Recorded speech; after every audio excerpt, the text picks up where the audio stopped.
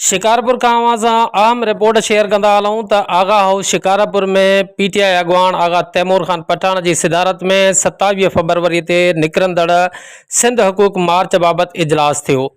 जंहिंमें अहम फ़ैसिला कया विया। इजलास में आगा अब्दुल कादिर ख़ान पठान, बाबर अहमद सनी संजरानी, डॉक्टर आमिर अब्बास सुमरो, एडवोकेट आफ्ताब अहमद सुमरो, अब्दुल गनी जखरो, अब्दुल गफ़ार मेमण, मोहम्मद साले भुट्टो, एडवोकेट हुसैन बख्श बिरोई, सईद इकबाल अहमद शाह, आगा रफ़ीउल्लाह ख़ान पठान, सैयद अता हुसैन शाह, गुलाम सरवर ख़ान जतोई, आगा शाहजहां ख़ान पठान, आगा तैमूर ख़ान पठान समेत आगा शहरोज़ ख़ान पठान समेत पाकिस्तान तहरीक इंसाफ के ज़िले तालके सिटी के उहदेदारनि शिरकत कई।